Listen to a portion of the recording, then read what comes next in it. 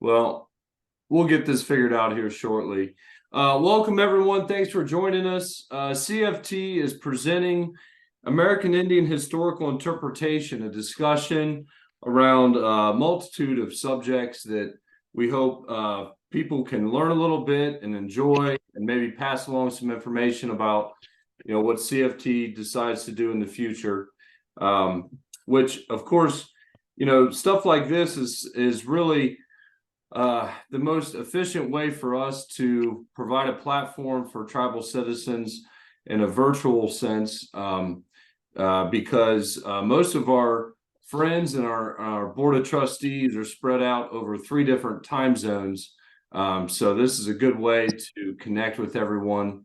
And so I appreciate everyone that's jumped on here to take part of this discussion, and hope everyone's warm and safe. It's pretty bitter out there. How's the weather in Oklahoma, fellas? It's cold. It's cold. It's good though. We got a lot of stuff going on.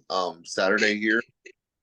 We got a lot of those guys from Fort Pitt. I know the Delaware tribe, the culture education department. My buddy Jeremy, he's got a program going on here with Alan Gutchis and Justin Meinart and those guys, and gonna be working on some buffalo horn spoons, some quill work. I know Talon Silverhorn's going to be here. Shadeja.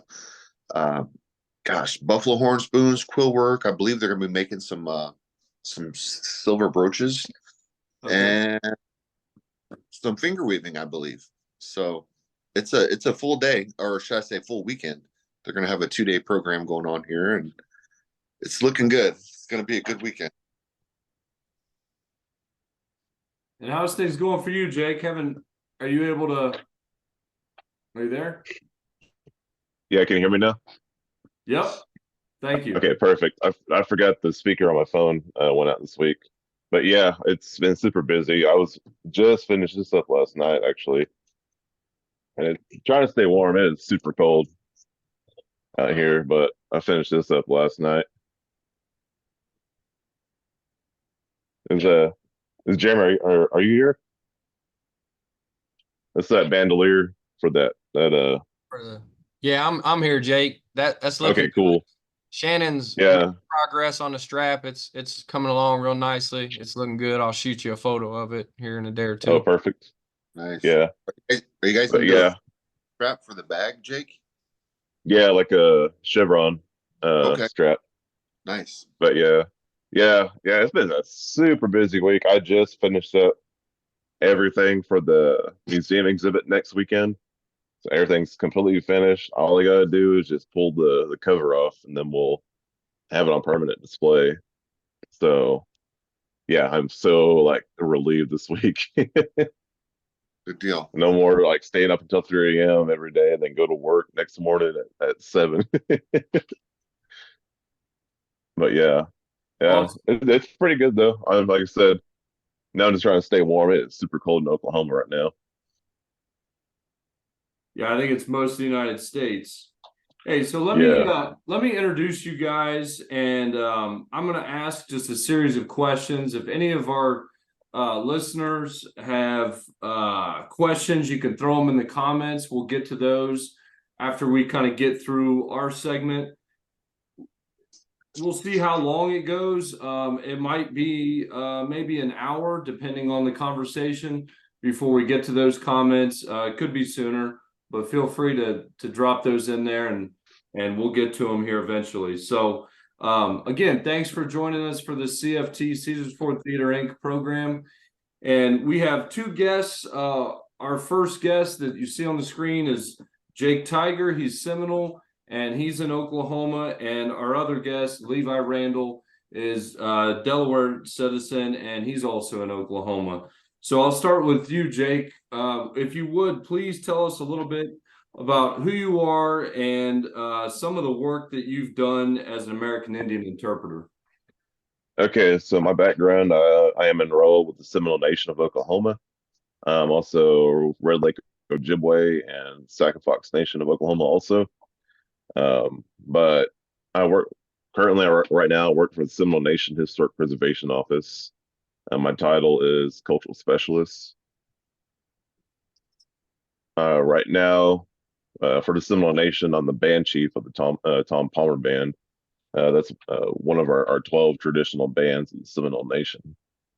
And a lot of the work that I do is a lot with museums here in Oklahoma, of course, with my job, and then a lot of the museums back out east and in the homelands out there, doing a lot of 1830s time period, 1840s. Now starting to dive back a little bit to 1770s, the Bartram era. So that's a little bit about me, just some general information. And thanks for having me on. I'm super excited. Sorry about the delay. I forgot like I said, my phone went out this week, so I got to rely on this little Xbox headset. Oh, you're all good. All right, Levi, introduce yourself. Hello, my name is Levi Randoll. I am a citizen of the Delaware tribe of Indians here in Oklahoma, Bartlesville, Oklahoma. I'm a Turtle Clan member, and I am from both the Elk Hair and Fall Leaf families here. Families of traditionalists, I guess I would say. I am the chairman for the Delaware Tribes Culture Preservation Committee currently, and also work a second job down the street also for a distribution center. Working 3 days on the weekend allows me the 4 days to come back and work with my tribe. And that's kind of where my heart's been at for the last 20 years. I work pretty closely with a lot of elders here in my tribe and also my family members like my uncle John Sumter. And kind of been traveling in between different communities, learning and helping to teach. And this is kind of a niche I've kind of fallen into, something I didn't really know that I would ever enjoy or something that I would get into. And just always wanting to learn, always wanting to teach people. We've had a lot of people kind of bring us up over the years, and one of them I like to.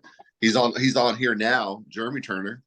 You know, hanging out with this guy, coming down to Oklahoma and visiting with us Delawares and Shawnee people out here, and his Seneca Cuga friends and all those Wyandots and them. So he's pretty active, and what he had done is kind of brought us into this. You know, kind of got a group of like-minded individuals together, and this is a core group, and it kind of kicked off that yearning to want to learn more, get in more depth, and it's amazing. So it's been a long journey, and it's a continuous journey. It's a lifelong journey, and we're just always here. This is just something that we love to do, and I know Jeremy on here and Jake and other people, we can all attest to that. It's a labor of love.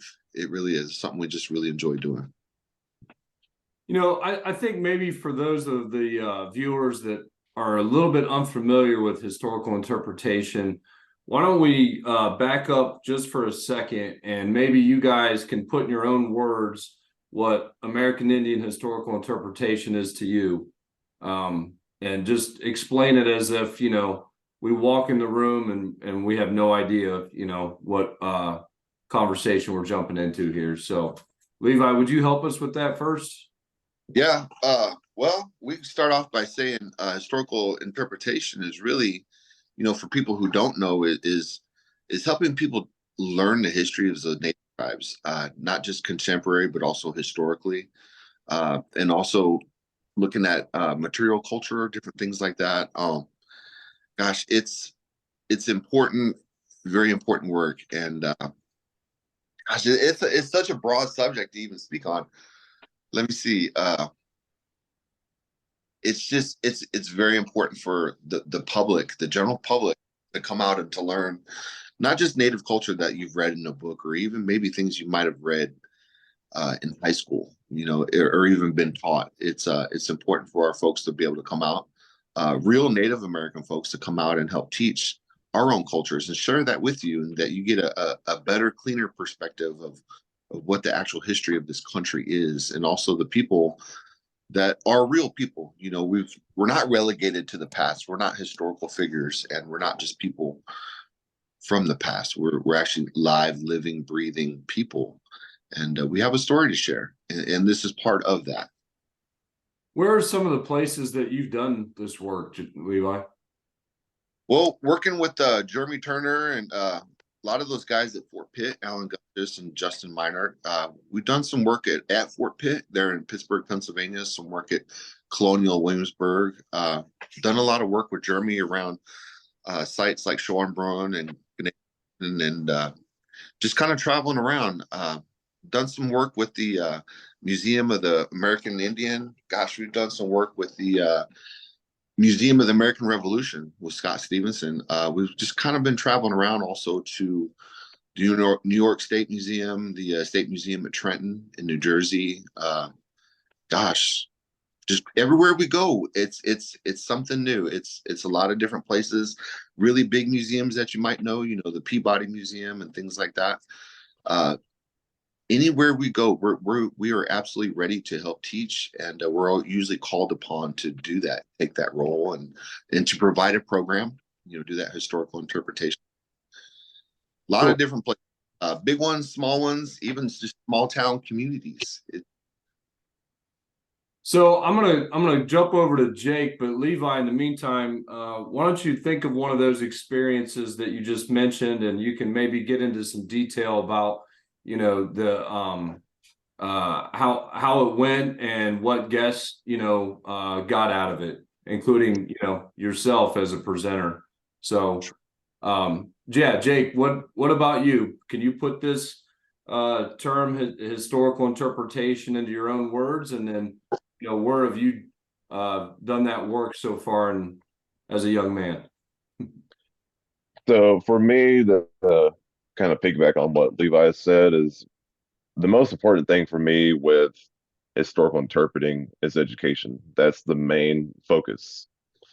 And it goes a lot more than it's a combination of showing research to someone on what, if it's your clothing, what item that you might have with you, and it's a mixture of a lecture. Because a lot of times when you talk about history, people end up falling asleep. I've given lectures at colleges and people have fallen asleep in front of me. And so that's like the main one is when people see an American Indian wearing the clothing of that time period, it kind of pulls them right back in and gets them really interested. That kind of approach, you're showing, it's kind of like you're showing someone from that time period that kind of stepped up a time machine and told you what happened at this time period. But it is super important not only to have the right information, but have the right person to do it. No, what I mean by that, that has to be someone that comes from a federally recognized tribe to do interpretations, and they come to it with a very educated and respectful approach to interpretation. So there's a lot of ways you can do historical interpretation, but like I said, the main focus is education and make it the most appropriate as possible. Have an American Indian portrayed an American Indian. Now the places I've done this with, so there's two ways I do this. Sometimes I'll get a camp set up, or I'll be with a couple of my buddies out here in Oklahoma. One of the biggest ones that people really enjoy is at, which is not really Southeastern appropriate, I should say, but everyone loves us there, so they keep bringing us back, as the Chuck Wagon Festival in Oklahoma. We drag in about at least about 6,000 people throughout the weekend, and we're just constantly filling people asking questions. It's a pretty good little environment. This past year was really well. We had a pretty good number of American Indians that came from. They had either Pawnee, Creek, and Yuchi, Cherokees, Caddos. So it's a good little blend where we got more American Indian people involved in this stuff.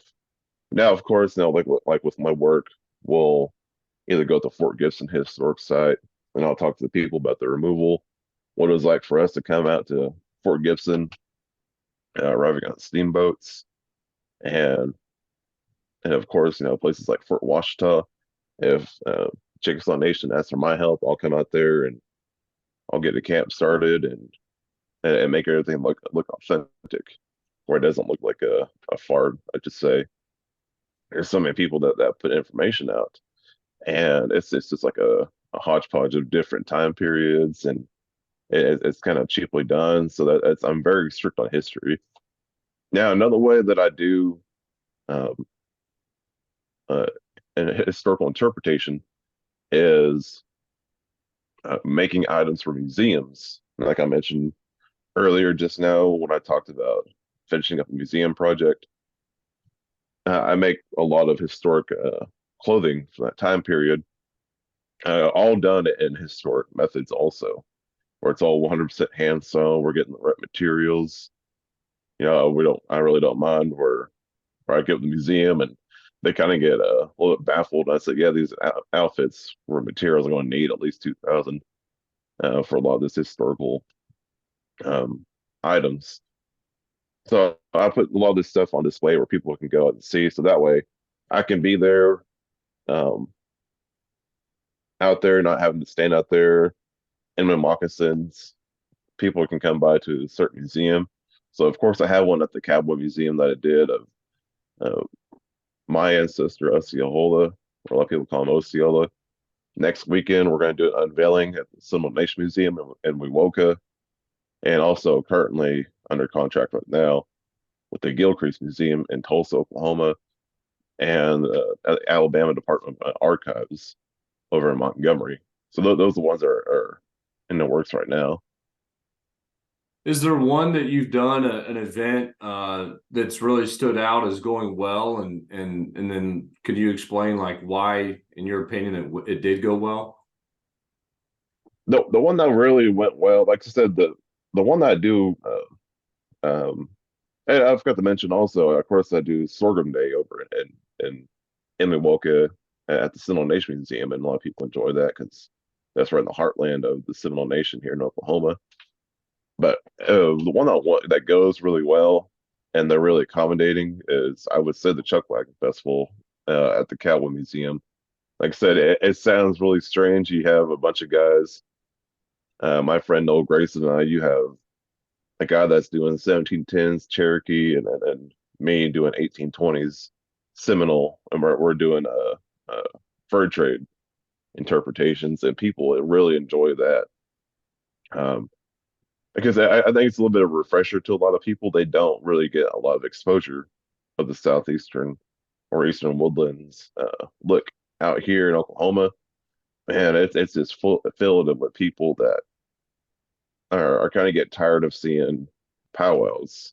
We're getting tired of seeing bustles and bright colors, and it's a good little change because now there's so many people that think all Indians look the same. They all think we all dance in powwows, and so it's really well when people really see that we're um, not every um, native tribe here in North America has no um, one common story. We all have our own separate uh, things to share.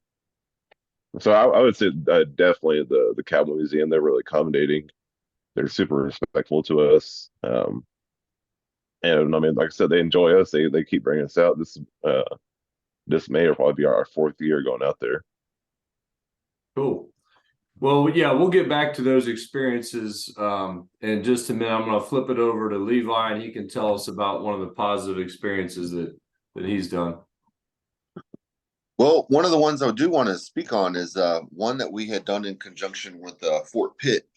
And I know Jeremy and Alan Gutchis and those guys had helped organize a lot of that stuff. And holy cow, we went out to Fort Pitt in Pennsylvania, and we wanted to, I think it was the commemoration of the 1778 treaty, I believe it was, Jeremy. And gosh, we got all dressed out, and Jeremy and those guys, Alan Meinart, those guys are really flawless when it comes to material culture. Jeremy, I'd almost like to say he's almost OCD about it. I is spot on with every and almost nitpicking, but you know what? It's not in a bad way. It's in a good way. And when I say that is, we understand that group of guys that we kind of go out and do things with. Everyone wants to do things correctly. We have this ability to do it, but you really got to put a lot of effort in and make sure not only your silk ribbons are right, but also your silk thread. Make sure things are sewn, make sure everything that we're doing and recreating can go back to something historically documented, some archival pieces or some photos we want to recreate and keep everything time period correct. And that's an issue that a lot of people have with historical interpretation. There's a lot of non-natives out there and a lot of people with maybe don't have the knowledge, or maybe they just don't care to do things correctly, to put the type of effort and the time into making the things that they need to make and to showcase. Gosh, I've seen certain places where they've had modern percussion cap guns at a flintlock event, just little details like that, or some people doing shady things that they shouldn't be doing at historical interpretation sites. But I digress here. So back to the Fort Pitt was the commemorating of the Treaty of 1778 there, I believe, at Fort Pitt. And God, we had some Delawares, we had some Shawnees, we had Senecas, and everyone dressed out. We did a big recreation, and we even had those guys that were signing the treaty, the Americans, and them, they showed up. And gosh, one of them was even Colonel Crawford, who the Delawares had a big to do. And I didn't realize that he was even there at that treaty signing. So even as I'm being asked to come there and to work with this historical interpretation, I myself am learning as well. So this is a big benefit for us to do this. And it went off without a hitch. The Fort Pitt Museum guys, they had a couple of times during the day that they had set this program up, and they were just kind of running people through. The crowd and the public were really great. They had some really legit questions, and everyone was just really cool. And that's probably one of my better ones that I've been to. Colonial Williamsburg used to do some really good stuff. I'm not really sure what they're even doing now. I know over the years they brought in some non-federally recognized tribal people to speak on those people's behalf, which I'm not sure they should be doing that. But and I'm not even sure what happened to Buck Woodward. He was putting on a pretty decent program, but I think he's moved on to different things as well. But there are some really good sites out there. There is a lot of hokey ones, so you kind of really have to, take some things with a grain of salt, especially when you're dealing with non-native historical interpreters. Yeah. So let's not beat around the bush here, right? On the East Coast, especially in the Ohio River Valley, I think that we see a lot of events that have gone on traditionally without American Indians that tell the stories of American Indians. And, and I can attest, growing up in Ohio, you're really not taught about tribal sovereignty. You're not familiar with tribal communities, because frankly, tribal communities aren't here. And so we get a lot of education at these kind of historical interpretive events. And so, it's kind of a unique thing to go and experience that. And so, can you guys talk about, first of all, have you ever gone to an event where there's somebody there in red face? Have you ever dealt with an organization that is maybe giving you some pushback on your principles as far as, only being an American Indian interpreter with no other involvement from, people that are fraudulently, supposing to be that? Levi, do you have any experiences like that? Absolutely. One thing I will say is my family is from Oklahoma here, but for a number of years, my mother, there was no work or no jobs here for a single mom trying to raise her family of 3 children. So my mother had joined the Air Force to get away, to create some kind of career for herself, to do better. I come from a very poor area. The area in Oklahoma I come from, the average family income in this county alone is about $14,000 a year. Okay. So my mom just couldn't really do well. So she joined the Air Force, and we ended up moving around our whole life, but we ended up in Maryland in the Washington, D.C. metro area. My mom had got a job working for the Pentagon, and she was a computer programmer. She did really well for herself, putting in about 25 years. So living on the East Coast, I had always been around these fake powwows, and I'd always been around these at these little hokey powwows. There'd always be people in red face dressed as Native people with paint on, or they would dye their hair jet black, and they would always portray Delawares and Shawnees and even Virginia Indians, and I don't know why we would even go there, because my mom was able to network with real Native American people that were in the military, and we would always hang out with them. But somehow we'd end up in like Baltimore City. Well, there's a powwow going on. Well, who's putting it on? Oh, the Nanticokes. Oh, geez. Okay.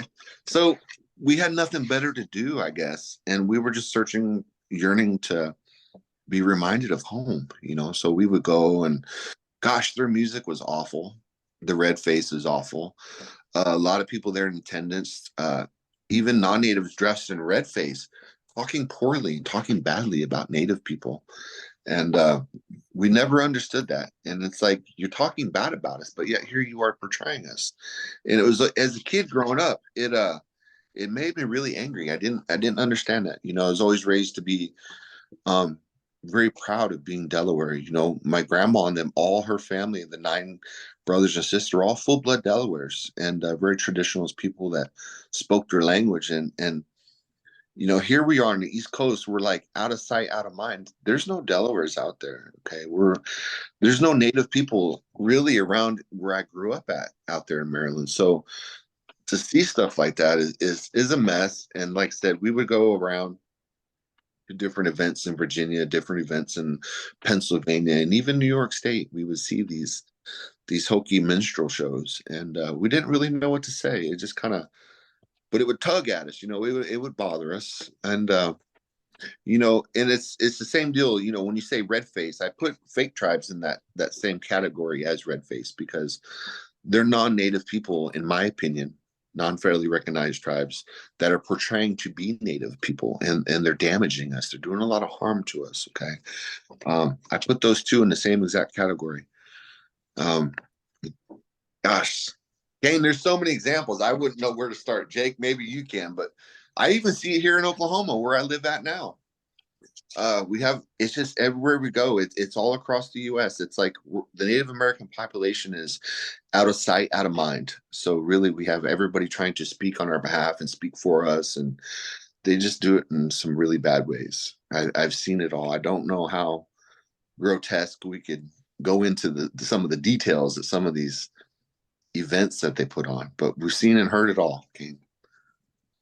Well, yeah, it is troubling, and it's a culture unto itself, it seems. So I'm gonna flip it over to Jake, but like let's keep going with this. Let's keep breaking down, how do we recognize the pretendians in red face, and then how do we improve this entire standard so that organizations and museums and parks, how do they do this better? I think that's ultimately, people are looking for the best way to get interpretation. If they're not, then let's not even waste our time with them. But for the people that are looking to improve our culture, let's engage with them. So let's come back to this, Levi. But Jake, what are your experiences with red face? Okay, so my experiences with that is I've seen it at different events. And sometimes they don't even wear red face; they just dress up like this. And sometimes they might have nice clothing, uh, and of course, we see it all over the place back in the Seminole homelands, out in Florida at the Days Battle reenactment, or if you go out to Fort Toulouse and Wetumpka, Alabama. Um, Sometimes, like I said, sometimes they might have good stuff, but they just don't have the right background. There's no way I would ever go out and portray Daniel Boone or George Washington. Like that's not my role. And there are people out there, they're so, oh well, they always like to say, oh, we're honoring you, and it's like, so sometimes I will give them credit. They might have really nice stuff, but they don't have the right criteria. They don't have that generational experience to tell these stories. And the Seminole Nation, when a lot of times we always refer back to, like I said, our clanship and what tribal town we come from. No, that's kind of your given right to speak on these things. And a lot of people they just don't understand that it's sometimes it's like a sense of entitlement to them where they're like, oh, well, we put in the work to the research this outfit, and we're like to use that term honoring you, like they're doing a favor to us, which I don't want them to do it. I'd rather do it myself. And so there's so it's all over the place. It's not just in Oklahoma. It's not just out east. There's people out west are doing it. Um, and it's even happening in the film industry too. You got a lot of fake Indians portraying American Indian people on film. And it's all over the place, and so it's not just historical interpreting. It's a lot broader than that, and they usually do a lot of harm because they're putting out misinformation because they're giving that information about us, but they never grew up in our communities. They don't know, those old teachings that came from our elders, and so it's real damaging. And at the same time, people like myself or Jeremy or Levi, we might speak out on it, and someone's going to get their feelings hurt, and then sometimes we might get portrayed as the bad guys for being stern and holding people accountable. And a lot of people don't really understand that, which when we want things done right, we're not the bad guys. We just want things to be better because we know what's being put out there at the same time. So yeah, it's real damaging to not just to our communities, but to a lot of other people. That's a disservice to them. If they want to learn about our people, they're not hearing about it from our own voices. It's someone that read about us in a history book. Yeah. So, from a non-tribal citizen perspective, you walk into one of these events. How do I know if I'm fairly uneducated? I've never really met an American Indian. I'm not around, our communities aren't conjoined.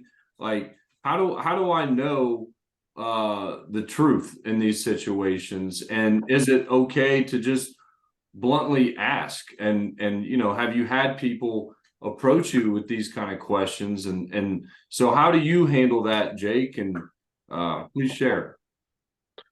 So I get all kinds of questions, and sometimes they're intelligent, sometimes they're ignorant. People will come up to me with these questions, and like I said, but there's a little rift and information right now where a lot of people that ask me questions, they grew up watching John Wayne, so they already have in their minds what American Indian is. They think I'm going to jump in a stagecoach and chase them out to the parking lot on on horseback, and so people think American Indians are just bloodthirsty savages, and that's what we've been portraying in the media and a lot of these historic events. They only focus on the wars, so that kind of paints that picture that we're all out get to scalp the white people, and it's just that doesn't see us as three-dimensional people, and so that doesn't just affect us at historical events. That's gonna affect people when they're creating legislation and they think about American Indians. Uh, Even though we've been citizens since 1924, I still think a lot of people don't see us as human beings for the most part because they got their own narrow assumption about our people. And so, how to combat that is when they ask me a dumb question, I'll just say, I'll counter it with the question to really get their gears going. Because like I said, sometimes they might be just genuinely curious, but at the same time, I also have to remember they probably grew up not getting the right information. So a lot of this is kind of like it's new information to them. Because like I said, they've had their narrow assumption about us when it comes to what American Indian people are, and what our cultures are like, and um, so we got like a little bit of shift where people like Jeremy and Levi and others from different tribal nations are getting information out, and it seems more diplomatic, where it portrays a lot of um, American Indian people as diplomats and well-rounded intellectual beings, not just we're sitting out in a tree line waiting to attack settlers and the British or the army. It's where we're getting more of a in-depth story. Cool. Thank you. And Levi, kind of the same thing. Like how do we, you go to one of these events on the East Coast, Levi, and if you're uneducated, you're assuming you're going there to meet American Indians, but how do I know? And what experiences can you share when it comes to interacting with the public and in these conversations? I would honestly say the best policy is to ask. I was always raised that the only dumb questions are the ones that you don't ask. And my house was always that way. I raised my children that way now. But absolutely, if you feel like you're going to one of these events and you're just curious, or maybe you want to know if this information is correct and the things that they're doing, I would go up and ask, hey, are you native? Are you from a federally recognized tribe? Do you guys have permission to be out here doing this? Where did you guys get your information from? Where did you see these things that you're making your clothes from? Or, this camp that you have set up, is this period correct? There's a lot of different questions. And like I said, a good educator and a good historical interpreter I don't think is going to be offended by those type of questions. I think the questions that we would be more offended by, and ones that I've personally run into, is, hey, you're from Oklahoma, right? Do you guys still live in teepees? Do you guys still eat buffalo? I've camped in a teepee, and yes, you know what? Buffalo is delicious. But do I go out on the high plains and hunt buffalo? No. I shoot a lot of deer, but not out there hunting buffaloes. Okay. I would think that children and some of the younger teenagers, kids that I've met, even though they're joking around and clowning around, they're usually the more curious. They're more bold. They'll come up and ask questions, and they have better questions than even some of the adults. Some of the adults, I have to say, have been pretty ignorant to a lot of Native history, Native culture, and you hear certain things and you just try to shake it off. And hey, you guys get free gasoline. You guys don't pay any taxes, do you? Just crazy things like that. And maybe they don't want to talk about what we're doing at that historical event, that period correct event. They just want to more nowadays know, do you guys even drive a car? Do you ride a horse? Just kind of silly things. And we kind of take it with a grain of salt. Some of it you really have to just wipe it off your shoulder, because there are some pretty ignorant comments. And honestly, I don't even know if these people realize they're being that way. But dealing with the public, I'm not a public service worker. I don't really, have to deal with that. But my woman does, and you got to believe some of the stuff she comes home and tells me will just blow your mind. But yeah, there's a lot of crazy questions. But I don't want to just tell you about the bad stuff. Okay, now we did have a group of kids one time, and they were homeschooled children. They had come to the Fort Pitt Museum, and me and Shadeza and Martha, we were sitting upstairs. I think Dolly Haney as well. We were sitting upstairs, and a group of kids came through, the Pittsburgh public students, junior high, elementary school. And those kids were okay. They had some good questions, and they filtered in, they filtered out. The next group of kids that we had was a group of homeschooled kids. And I'm going to tell you something. Having a conversation with a sixth grader who's homeschooled was no different than having a conversation with a full-grown adult. Some of these children were some of the most intelligent, well-mannered. They sat and listened. They took it all in. They were just really amazed. They were polite. They were respectful. And at the end of the program that we did, the questions they had were so legitimately good. It just absolutely floored me to this day. Like, they were just really, it makes me want to homeschool my kids. That's how awesome they were. So I don't want to just tell you about the bad stuff that we encounter, because there are some really good people, and there are some good kids out there that want to learn. They want to talk about your moccasins.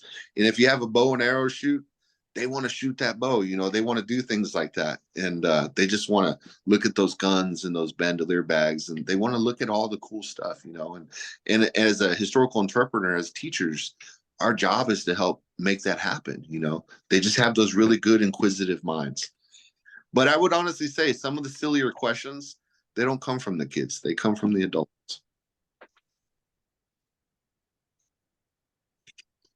Yeah, I think in a lot of cases, our education has failed us, in this department. And so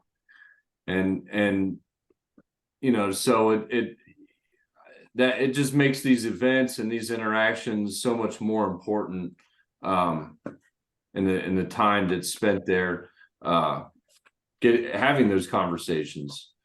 I got a message from Jeremy. He'd like to kind of piggyback on what you guys were talking about. So, folks, Jeremy Turner is a Shawnee tribal citizen, viewer in this presentation, and he shot me a personal message. So, Jeremy, go ahead. Yeah, hey, I'm sorry to interrupt Jake and Levi. I just wanted to kind of add on to what you guys were saying in relationship to the question that Kane asked about who when when visitors come to these events, how do they know that they're getting authentic representation from the historic interpreters, and whose job is that to ensure that that's happening? And I would say that right off the bat, from the beginning, it is fully on the shoulders of the people that are organizing the event. They are the ones that have to ensure that all of the people that are doing the American Indian interpretation are citizens of federally recognized tribes, plain and simple. So the visitors that come there, they have no way of really, vetting a lot of these people that are interpreters there. You can ask an interpreter there if they are real, most of these people don't know the appropriate questions to ask. If they'll ask, I've seen this at events. I've heard people ask interpreters, "Are you a real Indian?" And that, it's easily lied about, right? There are people that I know are not American Indians that are living historians, that have told the public that they are real American Indians when in fact they are not. So, the public is easily lied to, and so that's why it rests fully on the person or organization that is putting together an event, a living history event, and they have to be the ones that ensure that all of the American Indian interpreters are indeed citizens of federally recognized tribes, whether they go through a reputable organization like Caesars Ford Theater, who vets all of our interpreters, ensuring that, or they go through the federally recognized tribal governments themselves, who vets that the people participating are tribal citizens. They have to do that, right? And it's incumbent upon them to do that, because ultimately they are charging money. Most of these living history events are money-making programs. They are doing these programs to make money for their organization, and they are doing that with under the guise that they are educating the public about history in a historically accurate manner, right? So it falls directly on their shoulders. If you are going to charge the public to come in to supposedly learn historically accurate history from about American Indian people, then you better be ensuring that those people, those interpreters, are actual bona fide American Indians, members of federally recognized tribes, and that they are recognized in the living history community as interpreters that have that knowledge, that have done that research about material culture, that do have the connections with the tribal communities today to know the stories about each communities and how they were all forcibly removed, and all of the movements in history that, these events and these living history sites want you to be able to portray to the public. So it really falls on the actual organizers. So Jeremy, sorry, I just wanted to add that in no, there. to make hey, sure people understand that. let's come. Are you going to be on the whole meeting here? Yeah, I mean, I'll be here. I mean, you can Okay. ask a question if you want. I see you're at work. Yeah, if I gotta go, I gotta go. Well, right. Well, if you're still around, why don't we maybe at the end come back to what Caesar's Ford Theater is attempting to do to make it easier for everyone to do this a little better by, you know, having one place to go as a source for his American Indian historical interpretation, casting and research and those kind of things. Sounds good. Sounds good. All right. I'm going to go back to Jake now.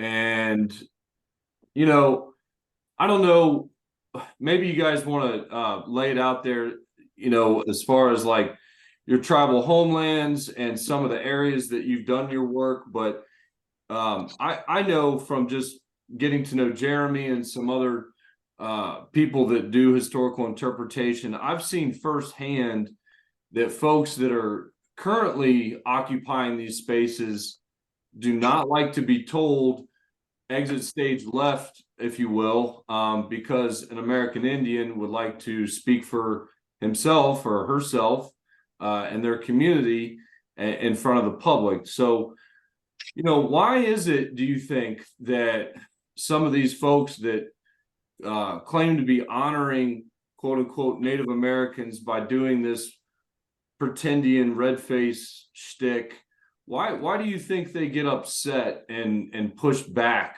on real American Indians when you want to, you know, kind of reclaim your spaces in your homelands, and maybe it might just be a fraction, but maybe undo a little bit of that removal that happened a couple hundred years ago, or you know, in the cultural divide that we see now? Why do you think that pushback is, Jake? So I think that pushback is I think it really ties back into a lot of these interpreters. I think it's entitlement. They think they can do it better than us, um, and and it might be a good moneymaker for them. Some of these sites we're probably turning a blind eye, or these sites are employing someone that's not from a federally recognized tribe, and so they're probably paying these people to come out to these events, and these interpreters are portraying the BS. They're probably getting a good paycheck at the end of the weekend, and so um they probably just don't want someone to come in and take their jobs. But and like I said, that's a disservice, not only on that person, but also the historic side that it employs these people. Um, and a lot of times, a lot of these people, when they give these presentations, they talk about us like we're something of the past. They say, oh, the Seminoles and Muskogee Creeks lived in Alabama at a certain point in time, and they think that's it.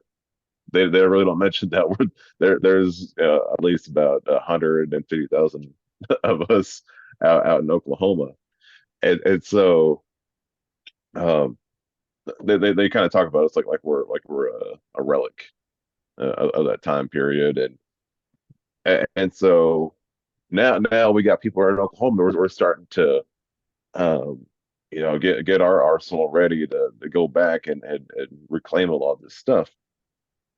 And so it's like a shock to these people. We're like, oh, we're talking about you like you were gone this whole time. We didn't know you were paying attention to what we're doing out here. And so we're at a point in time where we're getting a lot of historical interpreters are starting to show up and starting to speak at these different events, and it's done in a respectful manner. And so we're starting to see this it's a good divide, I should say, where our tribal citizens are holding these historic sites accountable.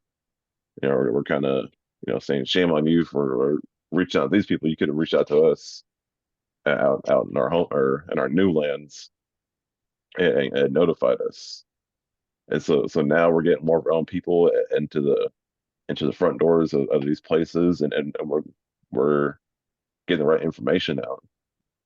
But like I said, these people that have been doing it for 20 something years, and they get to hang out with their own buddies, their own pretending buddies, and they're getting paid just to hang out. They don't like that because we're kicking them out.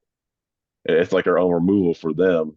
You know, they're getting the real American Indian experience where they're getting kicked out of these places. So it's good though, that now we have people that are willing to kind of be portrayed as a bad guy, because that's the only way you're going to get stuff done, is you're going to have to make a few enemies along the way and hurt their feelings when it comes to getting our people back out there, to tell our own story, by any means necessary, at these historic sites or museums or wherever. It's time for us to step back up to the plate and take control. Excellent. Levi, what about you? Why do you think there's pushback from people in Redface and the East Coast when it comes to Delaware tribal citizens reclaiming these spaces and stages? I think they've been at it for so long, they do have that sense of entitlement, and it is a cash cow for them. This we know for a fact. The Redface on the East Coast, the Delawares being from, lower New York, New Jersey, Pennsylvania, Delaware. There's so many false, fake Delaware groups that are out there now, not just historical interpreters. There's a lot of that as well. But a lot of those fake tribes, going and dealing with the local universities, the museums, and the historical sites, they've been speaking for us for so long that over the last 20 years, I know the Delawares have been working pretty hard to try to get our voice back and to have a presence back there on the East Coast. There's been a lot of animosity from those people, from those fake tribes, historical interpreters. We've made friendships with some of them, and we don't want to just say they're all our enemies. They're not all bad people. We have a lot of historical interpreters that work with us as a whole, and that we are proud to call them our allies. They are our friends. They are very respectful to us. So it's not like all of them are just bad people, because that wouldn't really be true. But they also understand our position, where you guys can speak for yourselves, but we will speak for ourselves. That's our place to do that. And a lot of these places have been giving them voices for so long, not just historical sites, but we're also talking about universities. Let's name a couple. University of Pennsylvania, Trenton Museum. Let's talk about Temple University. Let's talk about Rutgers. These people, these academics that prop up these fake tribes and these fake historical interpreters to do their work for them and come to the universities and to collect paychecks to speak on the Delawares. That's not their place to do that. And we speak out against them, and they still continue to do it. So we're always at ends with some of these institutions, trying to get them to do the right thing. And sometimes they just don't want to. They've been dealing with these non-native people for so long. Maybe they just don't believe us or don't want us there, but we're not there in competition. We are there to reclaim our space. It's not a joke here for us Delawares. It's a kind of a subject that's been hitting home the last 20 years. We've been working diligently and doing our work to get these people taken out of these positions speaking for us. But at the same time, we can't always sit and complain about it, because when we get rid of these people and take them out of those institutions speaking for Delawares, the Delawares ourselves, we need to start stepping it up. We need to start filling those positions. We need to start making the time to go out there to the East Coast to replace that. So it's not good to just complain about it and not offer a solution or to try to fix it. We have to really step up our game here in Oklahoma and get our people back east to start speaking in our behalf, start going to these institutions, these historical events, visiting with just academics in general, and creating friendships, bonds, creating allies, good allies. And it's very important. But over the years, Kane, we've had a lot of pushback and a lot of arguments from a lot of these people. And some of them are very, very harsh. I've had a lawsuit brought up against me. Another guy from the other Delaware Nation in southern Oklahoma, in Anadarko, he's got probably 3 active lawsuits from fake tribes against him as well. I've had a lot of cease and desist orders sent to my home from New York attorneys from these groups trying to say that I'm hindering them from making money. A lot of these, not only historical interpreters, but these fake tribes, working in our name, getting business contracts, getting healthcare. We even know some of these fakes out there getting 8A military contracts. Okay, let's talk about big business. It's big money for these people to act like the Delaware people, to portray themselves. It's a lot bigger than just doing red face. It gets really deep. It might even be a whole nother subject. It's a very I know it's crazy complex, but let's back up just a couple paragraphs ago. You said something really powerful that I wanted to talk more about, Sure. which is because I think a lot of this conversation, and rightly so, is about how do we grow tighter between our communities and how do we have a better understanding of each other and what are the benefits to Ohioans like myself who live on Shawnee and other Ohio tribal homelands, if we can learn from American Indian interpreters. But my question is, now let's kind of transition into what's in it for tribal communities. What's in it for Delaware citizens, and what are the benefits of getting involved in American Indian historical interpretation? Well, the first thing, getting involved with it, I would honestly say for us to learn ourselves. We have a blank spot here in Oklahoma. After Indian removal and we came to Oklahoma, a lot of that early history is lost. A lot of it's not even taught here in Oklahoma. I can only speak for the Delaware people, but I know that our folks believe that our history somehow began after the Civil War. They think that our removal from the Kansas Reserve to a chunk of land here within the Cherokee Nation of Oklahoma is it. They believe that it's just very modern, and we always want to bring them back to something earlier. We want to talk about contact. Let's talk about dealing with the Dutch and the Swedes. Let's talk about dealing with the British and the French and the colonial Americans. And a lot of our people here aren't taught that as well. That's something that's not taught in school. So when we do get an opportunity to bring them in, or maybe share something that we've learned at a historical event, we can bring that back to Oklahoma and reshare and retell those things as well. We got a bunch of youngsters now, Kane, that are just doing really amazing. A lot of people that their ears are perked up. They really want to learn. They're very interested now. They're beginning to see how we travel out east, and we're going to different historical sites, and we're going to different museums and conferences and dealing with different academics, and they want to be involved. So they're hungry as well. And I think it's a huge benefit. Like I said, anything we can learn historically is a benefit to us all. Like I said, we bring everything we learn, we bring that back to my community here, and we help reteach that. One of the things, and I give an example, it's completely a small deal, but it's not. So hanging out with Jeremy, hanging out with guys at Fort Pitt, different, learning about that early period correct stuff. We had a class here on match coats, just the wool broadcloth with the silk ribbons. And then over the years, we can kind of connect, how these match coats have changed into these heavily ribbon worked blankets, and then how they progress over the years. So we started that class here in this community, and the interest was huge. They wanted to see what a match coat even was. Remember, a lot of our folks don't even know what that is. So when we started showing them examples and museum pieces from collections, and also the picture of them being worn in old paintings and such, that interest grew. So we brought it to our culture preservation committee and said, okay, well, let's allot a couple $1,000 and we'll go ahead and get that stroud cloth, and we'll get those silk ribbons. We'll get our people together and we'll have a class. Jeremy Turner helped us with the Zoom.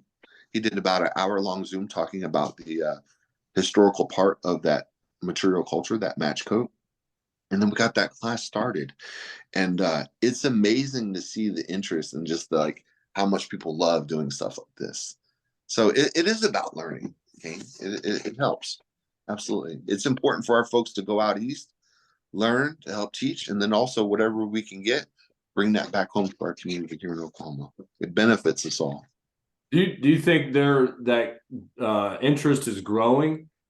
Absolutely. It absolutely is. I'm working with another coworker named Jeremy Johnson from my tribe. And we've been traveling and bringing tribal members from Oklahoma back to New Jersey, back to New York State, back to Delaware. Everywhere he goes, he's bringing people back. And you got to remember what I said earlier about our community being very poor. Okay, this isn't a joke. Okay, a lot of the people in Oklahoma don't travel, and you got to imagine, well, why don't they travel? They don't have a lot of money. Okay, a lot of people don't have those type of jobs. They don't have the ability to do these things. We always hear about Lenapehoking. We hear about this Lenape homeland. Those people have never been out there, Kane. People for our Delawares here in Oklahoma don't even know what a tree in Ohio looks like. That is the number one commented thing that I will tell you about. When we bring our people back to Ohio, Kane, our people their mouths are hanging open because they've never seen trees that big before. The post oak and pin oaks we have here in Oklahoma are very small trees. In comparison, they've never seen flat cedar trees. They've never seen sassafras or these tulip poplars. They've never seen anything that people out there take for granted. So it's huge, just little things like that. To see the mountains and the hills. Oklahoma, where we live, it's pretty flat. The water's pretty dirty, stagnant. But out there, everything's just beautiful. It's green, it's forested. They love it. Absolutely love it. Well, let's definitely keep that growing. You bet. Jake, same question. What benefits are there for your tribe and the citizens of your tribe to get involved with this stuff? The benefits is that's a vast question right there, but ultimately it's to get our people back into these aspects. Not only do they get to learn about themselves, when they're interested, but there's so much they can learn. Love our own people didn't grow up like I did in the community, going to ceremonies and having a grandfather that would take me out to historic sites because he was a researcher also. And so I'm trying to get all of our own people to show them what all this stuff is like. A lot of them had never been to Psalm dance. They've never been attended a sweat lodge. But ultimately, from my own personal, what I really want is to get our own people back into our old ways. Now, when I'm talking about our old ways, I'm not talking about 1860s or 1832. I'm talking about mound builder time period where we were fully sustainable. Having that close connection, not with just ourselves, with our families, our communities, or anything around us. That respect for a lot of our allies or our four-legged ones in the skies, having respect for their environment. I'm trying. I get that push that outside influence out of our communities where we're not talking about me, we're talking about us. And so, trying to show people what our life is like, because our cultural teachings are so much more different than modern American Western thinking, where everything's about making a profit. And I want to show someone how to grow their own corn, how to brain tan a deer hide, or how to butcher a hide, stuff like that. Show them how to flint knap. So ultimately, it's that's the main gain to this is to get them back to get our people back to our roots. For so long, our people have been under just a vast amount of culture eradication, whether they try to get rid of us because they knew we don't need these modern conveniences. If the power goes out, I'll be completely fine. I can take care of myself. Even in this cold weather, I got wood that's cut, and Um, I got some deer meat out in the freezer, but and then that's what it is. I'm trying to get our people back to, showing the old ways. Growing up, a lot of our elders told us that this modern life that we're living, it's not it's not going to be for us for a long time. And then they always told me, to learn this stuff 'cause it's going to become useful once again, like it did hundreds of years ago. And so, and try to share that experience. Like I said, when growing up, all these elders were, a lot of people that we still talk about sometimes in these conversations. Um, it's a really good connection of a community. And that's another big one for our American Indian people. Not if they're just from the same tribal nation, but across the board. I mean, that trip that we took out in Ohio over in October, that was so relieving to hang out with people. Um, and I think Jeremy and I kind of just clicked right then and there because we kind of recognized that connection, and I think ultimately him and I are kind of going towards the same goal.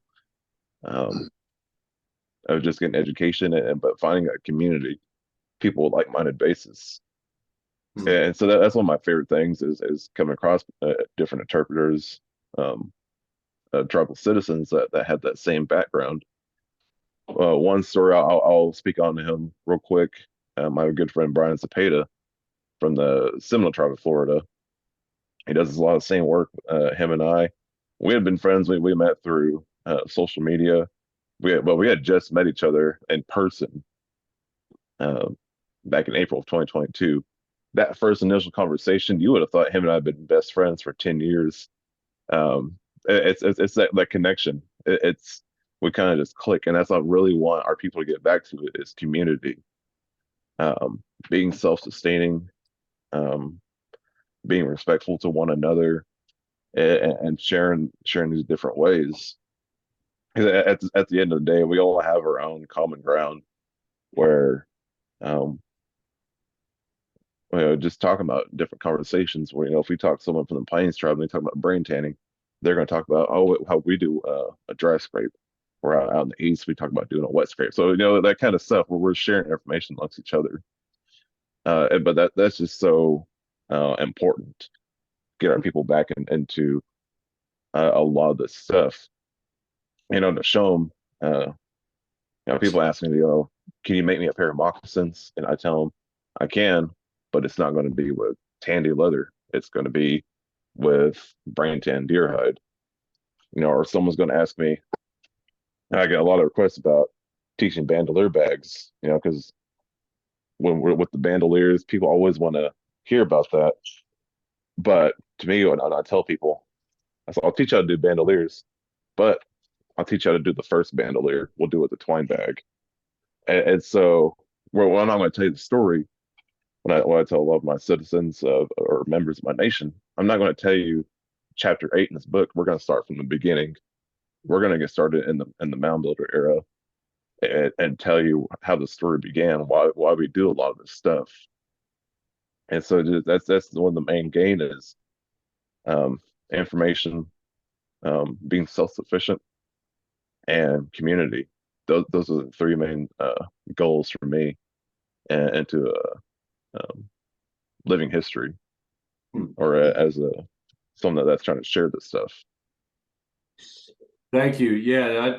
So from my experiences doing some of these projects, like you alluded to the photography project we did in October, I do see you guys, the interpreters, the actors, coming together in these quick weekends, 3-day weekends to do these projects. And it's a lot of fun because immediately the camaraderie is there, and there's a lot of laughs, a lot of roasting going on. It could be challenging as a director to get things going sometimes. But it truly is like amazing. I don't know how many times I felt, man, I should just have a camera rolling to document this, because it's almost like history in itself to to see folks coming together to do these projects and then continuing to grow those relationships after the projects. And, you know, so I think, Jeremy, I was going to come back to you to talk about CFT's plans and what we would like to contribute to this culture. And then I think I'll go back to after Jeremy talks about that. I think I'll give Levi and Jake the last word on today's discussion. So if you guys want to think about, you know, whatever you want to say, once Jeremy gets finished, we'll kind of briefly hit on some comments, but it doesn't look like there are. I'll touch on a couple there, but please add some comments or questions. I know somebody's got a question, so please throw that in there in the meantime. Jeremy, go ahead. Yeah, before I talk about what CFT is hoping to build and continue to build and where we're looking to go in the future, I want to step back for a minute just to make one comment about earlier you had asked about some of the things that, you know, us as interpreters have seen or experienced at events that are off-putting and really show the entitlement and the arrogance and things of that nature that these non-American Indian people who portray themselves as American Indians at living history events in the East have done. I want to share one example that a friend of mine told me. And this lady is a very well-known American Indian interpreter, a legitimate American Indian interpreter in New York. And she had told me that she was at an event in New York with other interpreters who aren't American Indians, but are very well known in the living history world. And you know, a lot of people kind of look up to them and stuff like that. And they portray themselves, you know, as American Indians at living history events. And one of these ladies that was involved with that, they got a little group of friends that always go to events together. One of those non-American Indian ladies told this real American Indian friend of mine, "You should be thankful that we have kept this alive for you. And you should be thankful that we have relearned a lot of these skills and taught them back to you so that you can learn about how your ancestors used to make things and do, you know, a lot of this material culture stuff." And that, you know, that it pissed her off, number one, and it really struck a chord with me, you know, her telling me about this experience. And it really it drives home exactly what we're talking about in this whole Zoom call of why this should not be going on.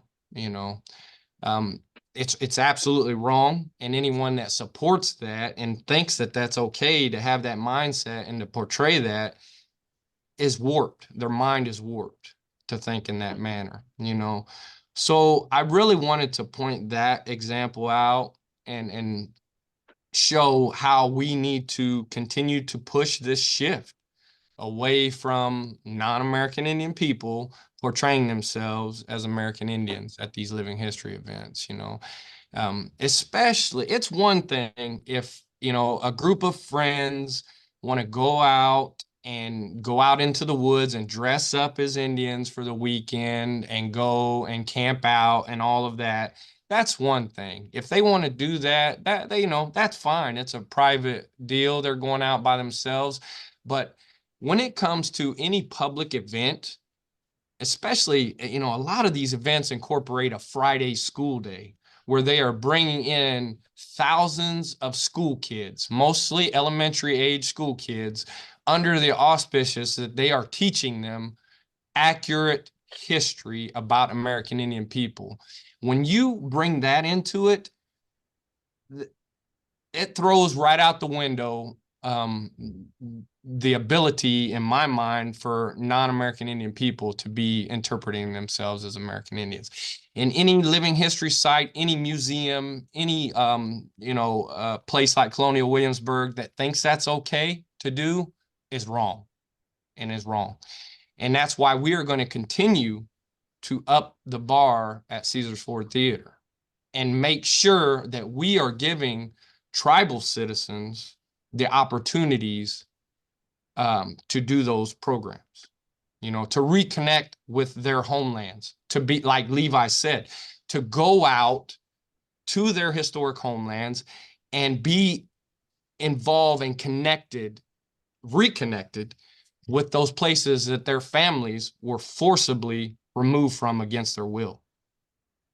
You know, that is one of the most important aspects of Caesar's Ford Theater, as far as I'm concerned, is giving our tribal citizens a chance to do that, to go there, to see those things, to interact in their homelands, to feel those waters, to see those trees like Levi's talked about, to see those hills, you know, especially in Pennsylvania, the areas where the Delawares and the Shawnees, you know, historically were.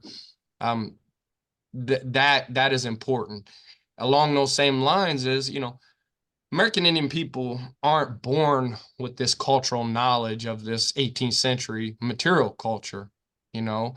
So these are all things that have to be relearned and retaught, you know, and those are things that Caesar's Ford Theater hopes to provide opportunities for our other tribal citizens who have an interest in this to come back and learn about these things so that they can become educated, just like both Jake and Levi have mentioned all throughout this Zoom, you know, teaching other tribal citizens about this material culture from the 18th century and even, you know, beyond, like Jake's talking about mountain builder stuff. So, excuse me. So that's exactly what we're focused on at Caesar's Ford Theater. And we recognize that it is difficult for historic sites to know who's legit and who's not legit. And we want to give them a secure place to make sure so that they can know that the interpreters that they're having do programs are legitimate tribal community members. Okay. So that is our commitment at Caesar's Ford Theater. So make sure that all of our folks that are involved are legitimate tribal citizens. And that's, you know, it takes the guesswork for historic sites, you know, it takes it out of it for them. They don't have to concern themselves with that. When they engage with Caesar's Ford Theater to do historic programming at their sites or films or whatever, then they know they're getting authenticity, period. So I hope that kind of answers your question. Absolutely. And, you know, we've talked about this many times. You know, that excuse like, well, I don't know who to contact. I don't know who to go to, you know, to get American Indians into our programming. You know, we want to take that off the table, right? I mean, that's something that there's a clear need for it in this culture. It's, you know, this is a culture that is manipulated and twisted in any way that kind of fits the what you know is the most consumable, entertaining thing that it can be. But like you said, the educational aspect of it has corrupted our understanding of our own history. And you know, I think over the last several years, you know, we have evolved to a place where I think we're getting ready to launch something that could be an extremely valuable service to places like Fort Pitt, to places like, you know, these quote unquote frontier festivals, places that do interpretation where they need to include the stories of American Indians at these places. And you know, instead of operating kind of scattered all over the place, we can, you know, hopefully be like a one-stop shop for research and casting and programming. And, you know, that's all really exciting stuff. I mean, Jeremy, is there, and Levi and Jake jump in here too, if you know of a place, but is there any other place or production company that does this right now? The work that I'm talking about? No, it doesn't exist. We're unique. So yeah, if you're listening or watching this and you're interested in contacting CFT, please do so through our Facebook page. Jeremy is on the board. In fact, he's an officer. He's the vice president of CFT.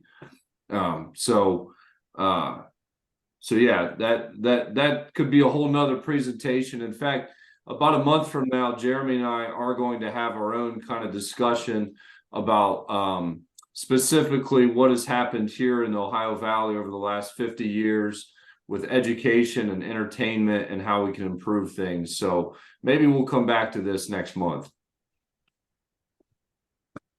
So now I'm going to turn it over, close my eyes and go.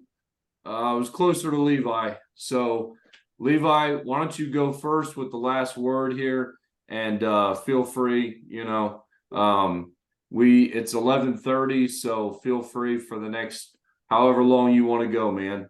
Let it rip. Oh, hold on, Levi, you're muted, man.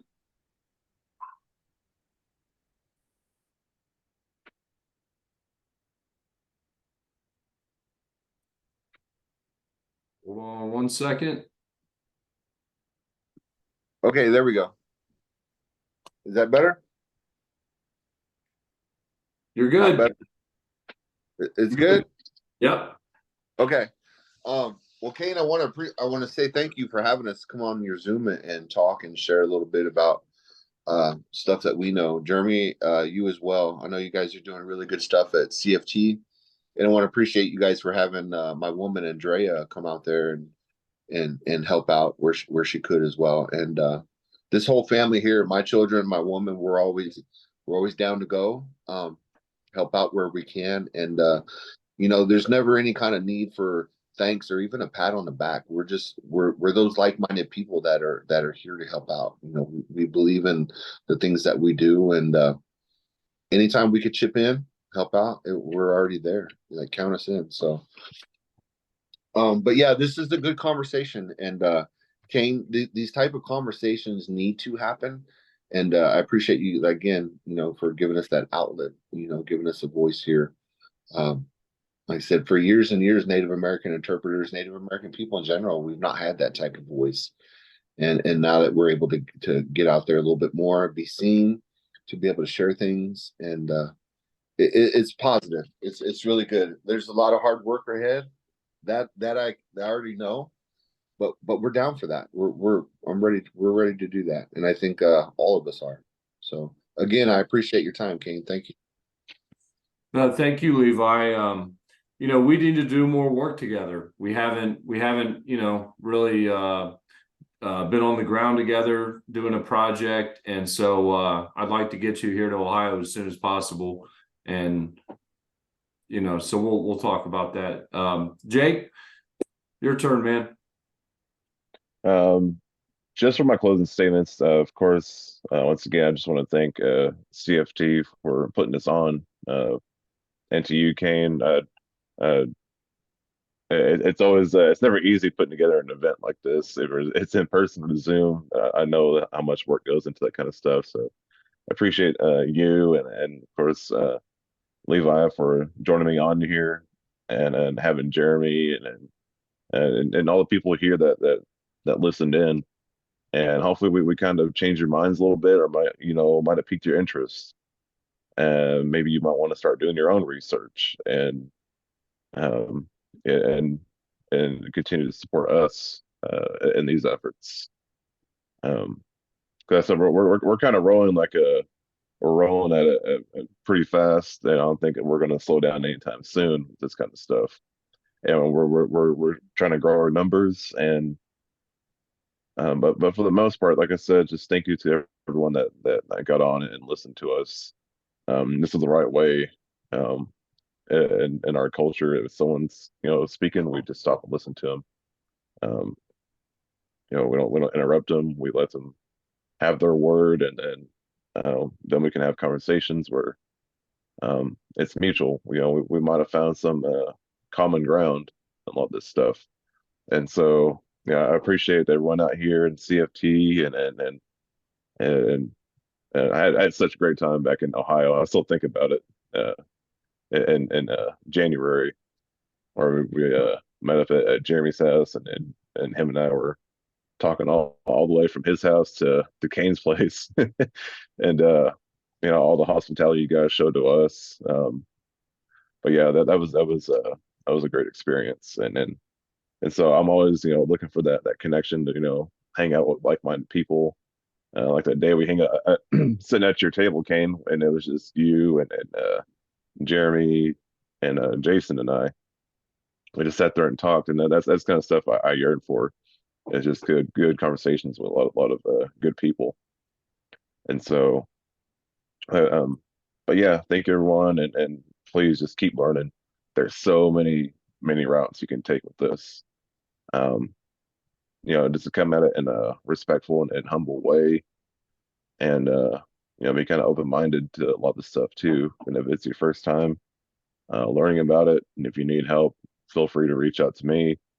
You can find me on Facebook or Instagram, or if you go to my tribal's website, you can find me on our historic preservation page. Need any questions, feel free to do so.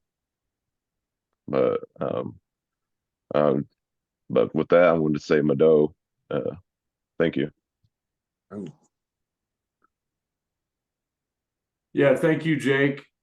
Yeah, that experience we had in October together was really special. And those are the moments I referred to earlier where it's just enjoyable to be able to share these conversations. And so that's why we're here today, because I really believe that this format of us just having these discussions, letting people get involved and be a part of it, and listening to you guys talk about your experiences and kind of giving us an update on where we're at, from your perspective in this culture. It's something that is totally lacking around me. And and so it's really humbling to get to be a part of this. So thank you for joining us today. There's a couple comments here. I'll just briefly mention what they are. I would encourage everyone to go to our Facebook page, Caesars Ford Theater, and drop a message in there. Contact us that way if you have a specific question that you would like us to explore together and maybe find a solution for you. So, for example, Doris is in Ontario, Canada, and she's saying she gets all those stereotypes. And when the visitors come to her community, they're looking for teepees. So similar kind of thing. Paul is saying needs serious assistance with Mohawk Esopus in Delaware at Schoharie County Historical Society, Old Stone Fort events in New York, particularly relations with Mohawk, Schoharie Valley Palatine prior to and into the American War of Independence. So, this sounds like maybe an opportunity for CFT to do some work. So, Paul, please reach out to CFT through our Facebook page, and we'd be glad to discuss that. And Jason writes, I'm Lenape, and from Ontario, Canada. Growing up, there used to be reenactment of the Battle of Thames at a historic event in our area. It's a good gathering place or website to visit to learn about the history. So we're currently planning events with CFT to be involved in. So if it's just a matter of finding out information to educate yourself through literature or whatnot, again, please reach out through the Facebook page, and one of our team members will connect with you. So yeah, this was exciting, and hopefully it's just the beginning. I think this is a really good way for us to connect and provide a platform for these discussions. Because like I said earlier, Levi and Jake are in Oklahoma. Our board of trustees are spread out over 3 time zones. So CFT is kind of everywhere. And this is a good way for us to connect. Next, it sounds like 2 weeks from now, we're going to have another one of these discussions led by Brittany Hall, who's a Shawnee tribal citizen, and it's going to be more focused from a woman's perspective here. So our guests will be women that are either board of trustees or just friends of CFT. And so look forward to that event announcement coming soon. And then the last part of this series, at least for now, will be next month with Jeremy and I and possibly another guest, but at the very least, Jeremy and I to discuss the issues that have kind of revolved around the culture in the Ohio Valley when it comes to our shared history. So last time, thank you all for joining. Kane, can I add one thing before we leave? In regard to the question, it's to address Paul and Jason. So Paul's question about being in New York, Paul, I'm going to be taking a group from CFT to New York this summer in June, the first weekend of June. This will be the 3rd year that we're doing this.